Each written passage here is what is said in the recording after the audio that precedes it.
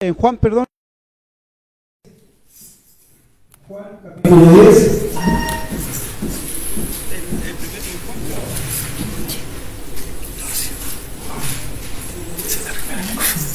Vamos a centrarlo en el versículo 27 y 30, pero vamos a leer desde el 22, ¿ya?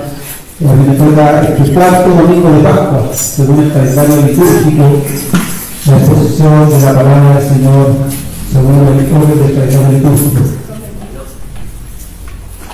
Vamos a leer el Juan 22. Dice así la palabra del Señor. Celebrábase en Jerusalén la fiesta de la dedicación del pueblo, y Jesús andaba en el templo por el pórtico de Salomón, y lo rodearon los judíos y le dijeron: ¿hasta cuándo nos turbas el alma? Si tú eres el Cristo, dínoslo abiertamente. Jesús le respondió: porque lo he dicho, y no creéis. Las obras que yo hago en nombre de mi Padre, ellas dan testimonio de mí. Pero vosotros no creéis, porque no soy de mis ovejas, como os he dicho. Mis ovejas oyen mi voz, y yo las conozco, y me siguen. Y yo les doy vida eterna, y no perecerán jamás.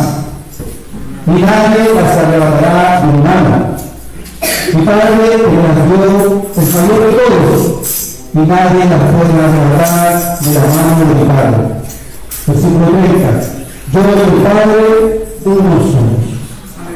Amén. Oramos al Señor nuestro Padre. Gracias te damos, Señor, por este tiempo, por acercarnos tu palabra con libertad, con tranquilidad, Señor. Quizás en los tiempos, en unos momentos, Señor, de la historia no es así, Señor, no fue así. Sino que hubo muchas muertes, Señor, muchos problemas, Señor, mucha persecución.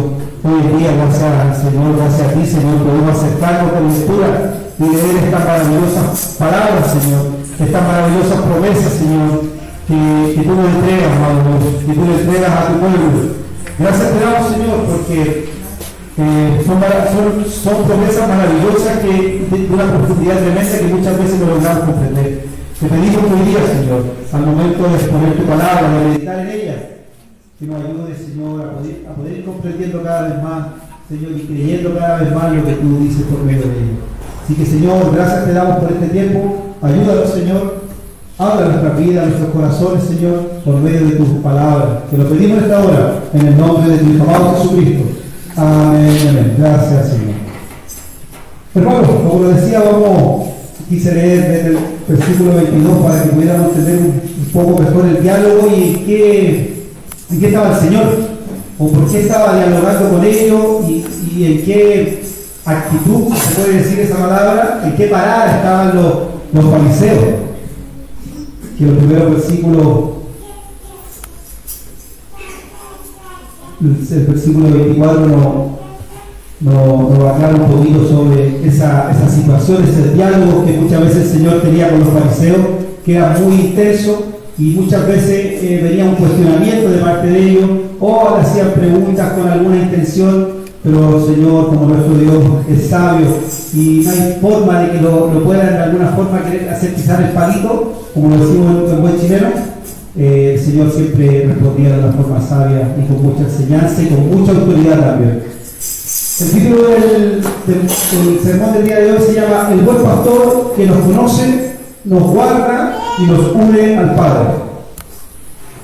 Hermanos, como introducción es importante querer decirle que en el mundo acelerado en el que muchas veces vivimos, de muchas veces incierto, porque también muchas veces no sabemos lo que pasa, todos buscamos alguna estabilidad de distinto índole, económica, laboral, pero necesitamos alguna estabilidad. Que esa estabilidad nos ayuda a vivir confiados. Anhelamos escuchar una voz verdadera también. Anhelamos escuchar esa voz que nos oriente, que nos guíe a nuestra vida. Una mano firme que nos proteja. Y una identidad sólida en la cual podamos descansar. Muchas veces hay preguntas, muchas veces buscamos alguna dirección. Pero el Señor acá en su palabra, en su mensaje, nos va a ayudar a comprender, nos va a ayudar a tener más claridad de nuestra identidad, nos va a tener más claridad en qué confiar, en qué descansar. Esperemos que el Señor nos ayude y podamos salir después de esa fuerza con mayor entendimiento, mayor claridad, y que el Señor pueda ayudarnos a poder practicar día a día la palabra. Querido hermano, un breve contexto, muy breve contexto. Lo primero que podemos decir de esta carta es que se escribe con un propósito, obviamente. Se escribe con un propósito, y ese propósito, hermano, lo encontramos en el mismo libro de Juan, capítulo 20, versículo 31. Dice: pero estas se han escrito para que creáis que Jesús es el Cristo, el Hijo de Dios, y para que creyendo tengáis vida en su nombre. Para eso se escribió esta carta. Para eso el autor, Juan, dice que se escribió estos textos. Entonces lo primero es comprender eso, que para eso se escribió. Los diálogos que se originan en estos versículos en el capítulo 10, como lo decía anteriormente, los fariseos cuestionaban mucho. Los fariseos, había mucha pregunta en ellos, mucha duda, mucha incredulidad. Y eso lo podemos ver también en los versículos. Le pido que me acompañen al capítulo 9, que retrocedamos un poquito, porque eso también nos ayuda a ir comprendiendo.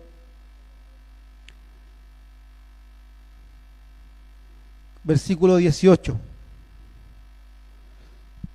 Dice: pero los judíos no creían que él había sido ciego y que había recibido la vista, hasta que llamaron a los padres del que había recibido la vista. No creían que él era ciego. Está hablando del milagro que el Señor hizo cuando le regresó la vista al ciego de nacimiento. Entonces había un cuestionamiento a nivel general. Y en el capítulo 9, versículo 20, que leímos también, dice: muchos de ellos decían: demonios tiene y está fuera de sí. ¿Por qué lo oís? Entonces lo trataban también de endemoniado, lo trataban que estaba totalmente poseído por todo lo que hablaba. Este cuestionamiento estaba muy ligado, hermano, como recién lo hablábamos, a lo que hacía Jesús. ¿Qué es lo que hacía? Anteriormente, del capítulo 10 hacia atrás, Jesús hizo varios milagros, entre ellos la vista al ciego de nacimiento, convierte el agua en vino en las bodas de Caná, sanó al paralítico también. Entonces todos esos eventos generaban mucho cuestionamiento en un grupo de la población, no en toda la población. Y sus declaraciones también generaban un impacto en aquellos tiempos. Decía: yo soy el pan de vida, yo soy la luz del mundo, decía. Se autodenominaba de esa forma. Y eso también generaba mucho revuelo, muchas dudas, muchas preguntas, muchos ataques hacia él y hacia sus seguidores. Eso trae mucha duda y molestia para algunos en especial, pero para otro grupo traía esperanza y traía vida. Y eso es así. Querido hermano, cuando vemos el capítulo 10 de este libro, del libro de Juan, en el cual vamos a sumergirnos, podemos encontrar riquezas maravillosas. Y era lo que oraba y le pedía al Señor, y me conmovía muchas veces cuando estaba leyendo estos textos, y lo encontraba impactante y maravilloso, aunque lo hemos leído ya muchas veces. Lo más probable es que usted lo haya leído, lo sepa y lo conocemos, pero le pido al Señor que nunca deje de impactar mi vida o conmoverme cada vez que leo textos o promesas del Señor tan fuertes, tan maravillosas y tan profundas como las que dice el Señor acá. Jesús parte diciendo que es la puerta y es el buen pastor en este capítulo 10. Él parte diciendo: yo soy la puerta. Y en otros versículos más abajo dice: y soy el buen pastor. Y hace una comparación con aquellos que vienen a destruir, a robar, que le interesa solo el dinero. Leámoslo, hermano, porque yo creo que es mucho mejor que lo podamos leer, que está del versículo 9 al 14.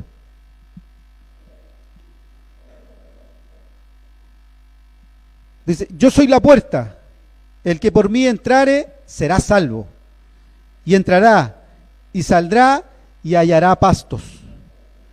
El ladrón no viene sino para hurtar y matar y destruir. Yo he venido para que tengan vida y para que la tengan en abundancia. Yo soy el buen pastor. El buen pastor su vida da por las ovejas. Mas el asalariado, que no es el pastor, de quien no son propias las ovejas, ve venir al lobo y deja a las ovejas y huye. Y el lobo arrebata a las ovejas y las dispersa. Así el asalariado huye, porque es asalariado y no le importa las ovejas. Yo soy el buen pastor y conozco mis ovejas, y las mías me conocen. Amén. Entonces eso parte diciendo en este capítulo, hermano. Parte con esas palabras tan fuertes, tan potentes, con tanta autoridad que solamente nuestro Señor lo puede hacer. Hoy día vamos a ver 3 encabezados. El primero dice identidad y relación, el versículo 27. El segundo encabezado, seguridad y protección, versículo 28 y 29. Y el tercer encabezado, divinidad y unidad, versículo 30.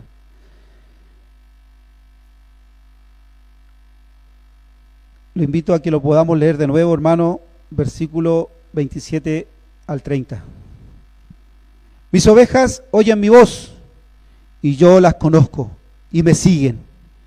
Y yo les doy vida eterna, y no perecerán jamás, ni nadie las arrebatará de mi mano. Mi Padre que me las dio es mayor que todos, y nadie las puede arrebatar de la mano de mi Padre. Yo y el Padre, uno somos. Amén. Gracias, Señor. Maravilloso Dios. La primera gran bendición que nos identifica es como lo dice el Señor, acá en su palabra, que somos sus ovejas. Dice, mis ovejas, dice el Señor. Y no solo en este texto, sino que a través de la Escritura, a través de la historia, define al hombre como oveja. Lo define de esa forma. Hermanos, a muy temprana época, el hombre ya sabía su identidad, que era una oveja que necesitaba de un pastor. Mire lo que dice Génesis capítulo 4, versículo 9. Y Jehová dijo a Caín, ¿dónde está Abel tu hermano? Y él respondió soberbiamente, no sé, ¿soy yo acaso guarda de mi hermano? Ya ahí en esa respuesta soberbia que le preguntaban a Caín, la palabra guarda se define como el cuidador, el protector, el apacentador. En otras palabras, el pastor, su pastor. Dice, ¿soy yo acaso el pastor de mi hermano? Eso quiso decir, ya entendiendo que había una necesidad de que la oveja necesita de un pastor. Y también me gusta mucho lo que dice Isaías 53:6. Dice, todos nosotros nos descarriamos como oveja, cada cual se apartó por su camino, mas Jehová cargó en él el pecado de todos nosotros. También nuevamente lo ejemplifica, lo define como una oveja, nos define como una oveja. Entendemos que el Señor Jesucristo no está hablando algo nuevo. Cuando está hablando con los fariseos no está hablando nada nuevo. Los fariseos tienen claridad de lo que está hablando. Cuando el Señor le habla de oveja, ellos tienen claridad. La palabra de Dios, cuando se refiere al hombre como oveja, ¿por qué ese es el motivo? ¿Por qué motivo realmente se refiere como oveja? ¿Qué nos quiere decir el Señor cuando nos ejemplifica o nos compara con una oveja? Que ustedes como ovejas necesitan un pastor. Y no solo eso, sino el buen pastor, el único y verdadero, que es nuestro Señor. Las ovejas tienen características, hermano. Entre buscando, leyendo, me aparecía algo muy interesante que se los quiero compartir también. Tienen características, hermano. Si una oveja usted la deja dar vuelta con los pies hacia arriba, no tiene capacidad de darse vuelta. Incluso hay posibilidades hasta que muera del estrés que le genera eso. Si una oveja camina y se mete su cabeza dentro de un barril, ella no tiene la capacidad de retroceder. Ella queda ahí, queda intacta. Entonces, puede ser que el Señor muchas veces nos compare con ovejas, entendiendo y sabiendo que hay una necesidad del pastor. Por eso el Señor lo ilustra al hombre como una oveja, porque somos incapaces humanamente para salir de nuestros problemas. Necesitamos guía, necesitamos ayuda. Y Él es nuestro gran pastor, el buen pastor. Necesitamos conducción en nuestras vidas. Me gusta mucho también lo que dice Hechos 20:28, porque el Señor está diciendo, mis ovejas. Hechos 20:28. Dice, por tanto, mirad por vosotros y por todo el rebaño en que el Espíritu Santo os ha puesto por obispo, para apacentar la iglesia del Señor, el cual Él ganó por su propia sangre, para apacentar a la iglesia del Señor. Por eso que el Señor dice, mis ovejas, con tanta autoridad, porque son de Él, somos de Él. En medio de los fariseos, esa autoridad que me imagino que el Señor habla al frente de los fariseos, debe haber sido muy potente, muy fuerte, sin titubear, sin dudar, no como nosotros que muchas veces dudamos, titubeamos fácilmente. Porque Él ganó sus ovejas en la cruz del Calvario. Le damos gracias al Señor. Y mire, hermano, el versículo 16 está hablando de nosotros en la actualidad. Mire, leamos, no específicamente de la iglesia de Puente Alto, pero mire, leamos lo que dice, está hablando de nosotros, hermano. El mismo capítulo 10. Dice, también tengo otras ovejas que no son de este redil. Aquellas también debo traer, y oirán mi voz, y habrá un rebaño y un pastor. Amén. Está hablando de nosotros, el Señor está hablando ahí. Estábamos metidos nosotros ahí, hermano, por pura gracia de Dios. Maravilloso. Y habla nuestro Señor que sus ovejas tienen características, identidad, una identidad especial en este mismo texto. Volvamos al versículo 27. Hay una identidad que el Señor, después de decir mis ovejas, dice algo más después. ¿Quién lo puede leer? Versículo 27, dice, mis ovejas oyen mi voz y yo las conozco. Tiene esa particularidad especial que oímos su voz. Oyen mi voz, dice. Querido hermano, nosotros logramos oír porque Él nos dio oído para poder escuchar su voz. Gloria al Señor. El Señor nos capacita de tal manera que antes no podíamos escucharlo. Antes no podíamos escucharlo, hermano Rolando. ¿Cuántas veces hemos hablado que antes nosotros no captábamos, no respondíamos a nada del Señor? Veíamos a hermanos predicando en las calles y nos burlábamos, no arrancábamos, hacíamos cualquier otra cosa y no teníamos ese oído para escuchar. Pero gracias al Señor hoy día podemos escucharlo. Él nos capacita de tal manera, hermano, que hoy en día podemos escucharlo. Y hoy, gracias a la obra del Espíritu Santo, en nosotros podemos oír su preciosa voz. En el momento de la conversión, cuando el Señor sale a nuestro encuentro, impacta nuestras vidas, somos capacitados por el Señor. Ya no abrimos la Biblia, la palabra del Señor, y vemos historias históricas, historias simpáticas, entretenidas, que nos sorprenden muchas veces, sino que escuchamos la voz de Dios. Ya cuando leemos la palabra ya no lo leemos como un libro histórico, o no lo leemos para saber qué pasó en tal fecha, sino que hoy en día cuando leemos la palabra del Señor, escuchamos la voz de nuestro Señor. Y no estoy hablando de algo místico, no estoy hablando de algo audible incluso, estoy hablando de algo espiritual. Escuchamos la voz del Señor al momento de abrir la palabra de Dios, porque hoy en día tenemos oído, porque mis ovejas oyen mi voz, dice. Cada vez que leemos la palabra de Dios o cada vez que escuchamos alguna predicación, exposición de la palabra de Dios, algo pasa en nosotros hoy en día. Algo cae en nosotros, en nuestras vidas, en nuestros corazones. Porque tenemos esa conexión del rebaño, de saber oír la voz del buen pastor. Porque el Señor nos dio oído. Gracias, Señor. Y el texto sigue, el mismo versículo, hermano. La hermana Ivonne lo leyó. Y yo las conozco y me siguen. Características profundas. No hay forma de confundirse con esas características. Querido hermano, no somos parte de un rebaño sin rostro. Jesús nos conoce por nombre.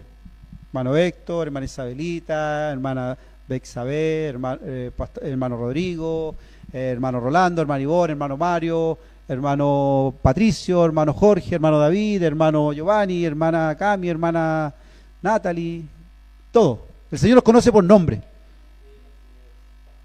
Con nuestras debilidades, con nuestras heridas, con nuestras fortalezas, con nuestras luchas día a día, el Señor dice acá, y yo las conozco. Es muy interesante la definición de conocer acá. En el griego es ginosko. No es un sinónimo solamente de conocer o información que tenga el Señor. No es solamente eso, sino que cuando dice la palabra conocer, se refiere a una relación profunda, una relación de intimidad, una relación de amor. Por eso el Señor dice, yo los conozco. No es que solamente yo sé el nombre, no sé el nombre de Mariano, solamente el nombre de Cristóbal. No, sino que cuando ustedes vayan creciendo y tengan una relación con el Señor tiene una relación con ustedes, una relación profunda de intimidad, una relación de amor. La Evelyn también, cuando vaya creciendo.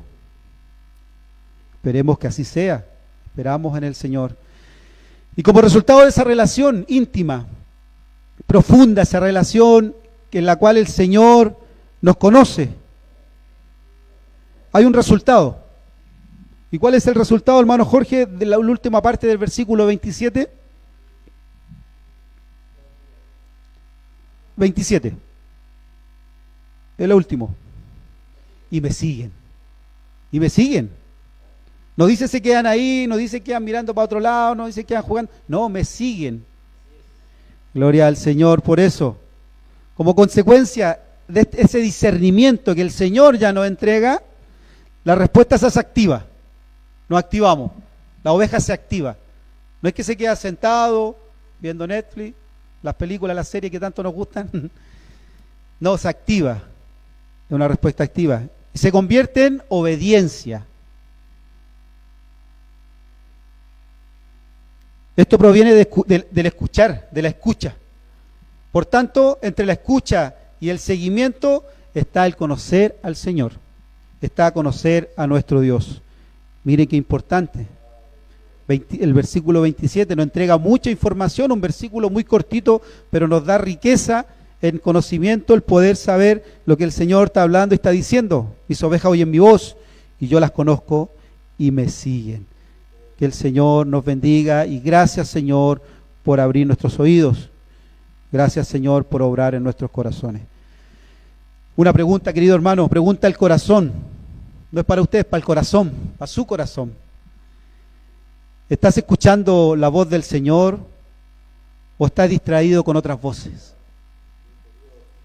La voz del miedo, la voz del orgullo, la voz de la depresión o la de este mundo.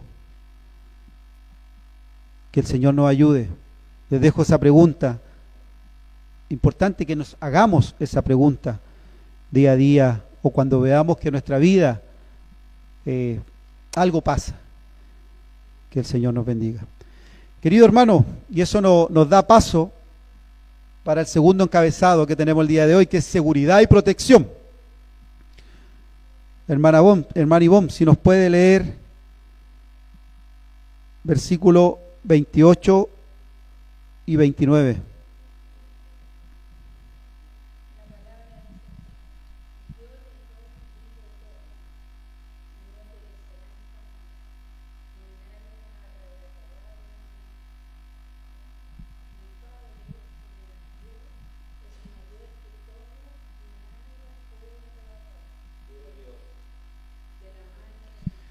Amén. Hermosa promesa, hermosa palabra, que nos fortalece, que nos da confianza.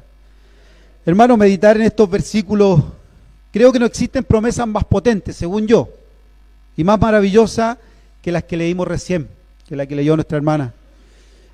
Esta seguridad, esta protección, solo la encontramos en Cristo Jesús, en absolutamente nadie más. Estas promesas son solamente para sus ovejas. Eso es importante, que oyen su voz y la siguen. Estos textos, entre paréntesis, se utilizan mucho y lo leo mucho cuando en ocasiones me toca hablar de algunas doctrinas que creemos nosotros, especialmente los 5 puntos del calvinismo, en la expiación limitada. Son textos muy claros que habla de un grupo que el Señor le dio oído, que el Señor que siguen al Señor. Son maravillosos. Jesús enfatiza con fuerza y seguridad eterna y la protección divina que reciben sus seguidores, a los que pertenecen al rebaño de Jesús, y Él les da vida eterna, un privilegio otorgado solo a quienes creen en Él, solo a los que creen en Cristo.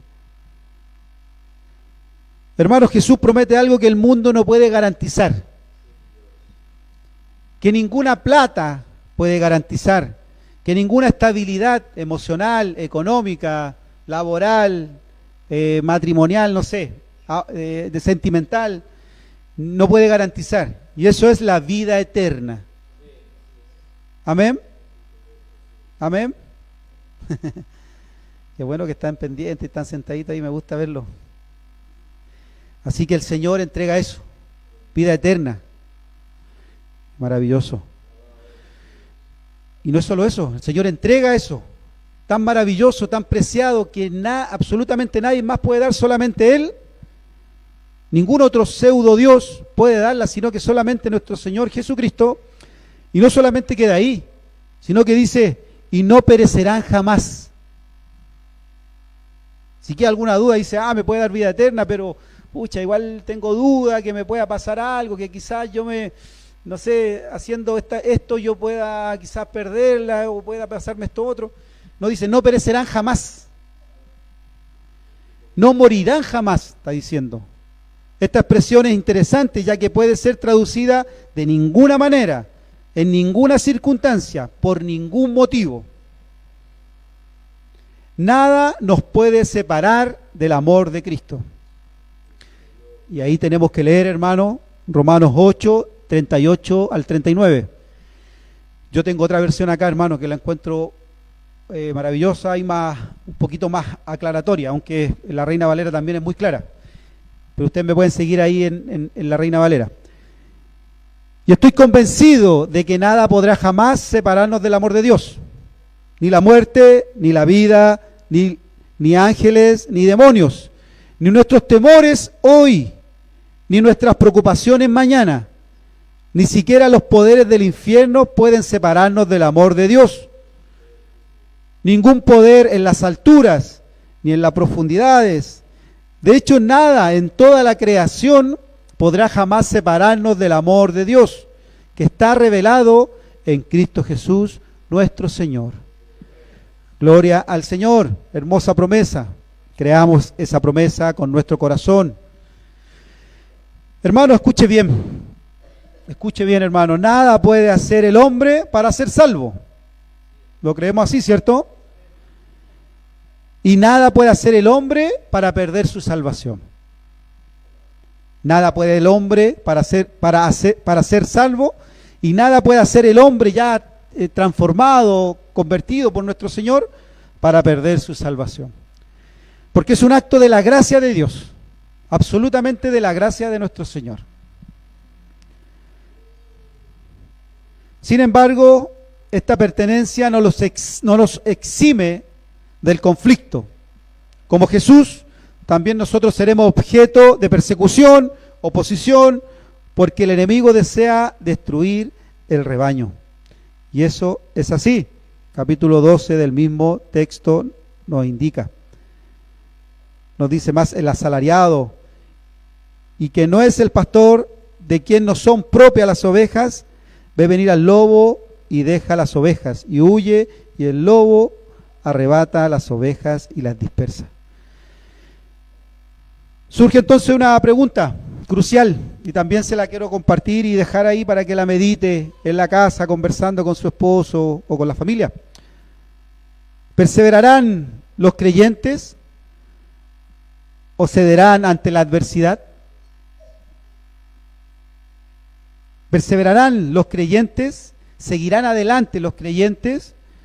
¿O cederán ante la adversidad? Jesús ofrece una respuesta rotunda y consoladora.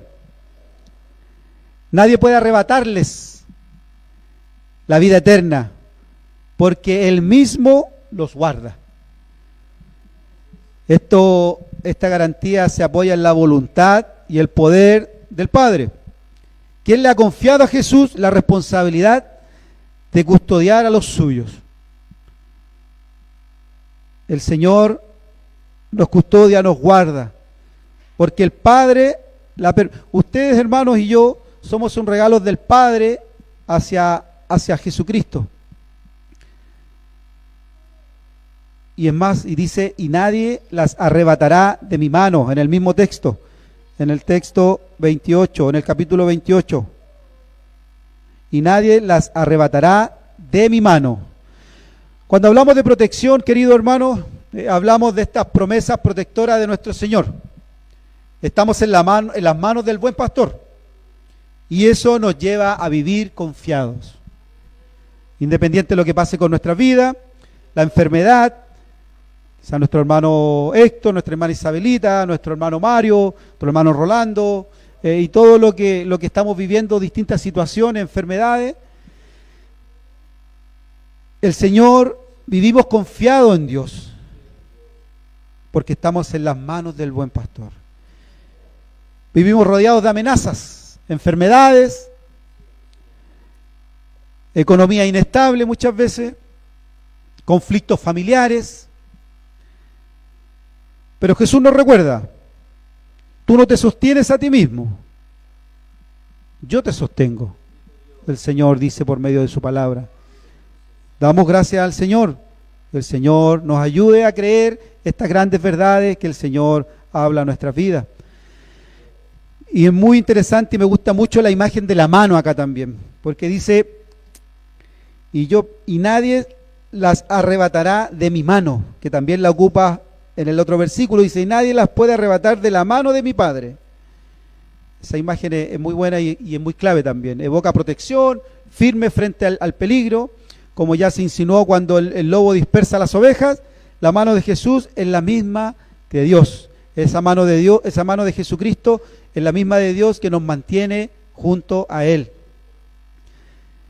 Y no depende de la fuerza que nosotros lo afirmemos a Él, sino que depende de la fuerza de nuestro Señor. Una muy buena ilustración, un niño cruza la calle, hermano Giovanni cruza con Samuelito, no es la fuerza que Samuelito tome de la mano al hermano Giovanni, sino que el padre, en este caso el hermano Giovanni, la fuerza que tome a Samuelito, para poder cruzar y poder guiarlo. Depende todo de la fuerza de la mano de nuestro Señor. Nuestra seguridad está en nuestro agarre. Nuestra seguridad no está en nuestro agarre, sino en la fidelidad de nuestro Señor. Eso es así. Jesús afirma que la vida eterna no solo es un regalo, un inmenso regalo más grande que ese no podemos tener, sino una realidad segura, una realidad en la actualidad. Y es muy importante que dice, yo les doy, no les daré. O si hacen esto van a recibir esta recompensa. No, yo les doy vida eterna. Es una seguridad en la cual hoy en día nosotros podemos deleitarnos, gozarnos.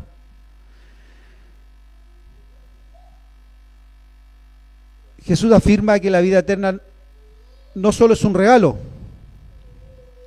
sino que una realidad segura, preservada por el poder soberano del Padre y del Hijo, más fuerte que cualquier fuerza enemiga o circunstancia adversa. Gracias, Señor, te damos. Pregunta al corazón nuevamente: ¿vives con miedo de caer o confiado en el que te sostiene? Otra pregunta: ¿vives creyendo las promesas poderosas como las que estamos leyendo de Dios? ¿O vives dudando y cuestionando aquellas promesas que el Señor nos ha dado por medio de su palabra? Para meditar, para reflexionar y conversar. Querido hermano, y esto nos da pase al tercer punto. Divinidad y unidad, dice.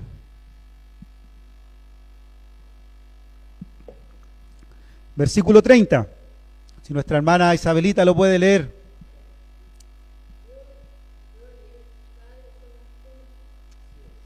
Amén. Yo y el Padre, uno somos. Jesús culmina esta sesión con una afirmación poderosa también, y más en la actualidad en la que vivían. Hoy en día nosotros lo leemos con tranquilidad y lo decimos gloria al Señor, te alabamos, pero en ese tiempo, en ese contexto, decir lo que dijo nuestro Señor Jesucristo habla de una valentía muy grande.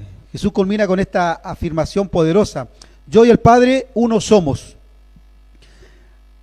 Aquí en el griego se usa el neutro. Indica una unidad esencial, no solo en propósito, sino que en esencia absoluta. Él no está diciendo el Padre y yo estamos de acuerdo. No está diciendo eso. Está diciendo somos uno en naturaleza divina. Eso está diciendo. Esto conecta directamente con el mismo libro de Juan. Juan capítulo 1:1. En el principio era el Verbo y el Verbo era Dios. Y hay algo muy interesante acá, hermano, porque hay una explicación lingüística clave. Jesús no usa el masculino, que indicara que Él y el Padre son la misma persona. En su lugar usa el neutro que le decía anteriormente, que es en, me parece que es con H-E-N, en, que se traduce como uno, pero en neutro, en gramática, lo cual señala la unidad en sustancia, en propósito, en voluntad y acción. Pero no en confusión de personas. ¿Ya? No en confusión de personas. Eso es muy importante. Esto no niega la identidad divina de Jesús, pero tampoco dice que Jesús y el Padre son la misma persona.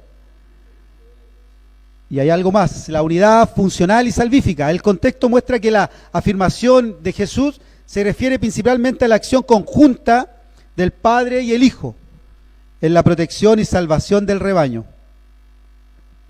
Tanto la mano del Hijo como la del Padre protegen al creyente. Las obras de Jesús son hechas en obediencia perfecta a la voluntad de Dios. Miren lo que dice el versículo 25. Jesús le respondió: os lo he dicho y no creéis. Las obras que yo hago en nombre de mi Padre, ellas dan testimonio de mí. Entonces son en obediencia perfecta a la voluntad del Padre. Por tanto, el rebaño está completamente seguro.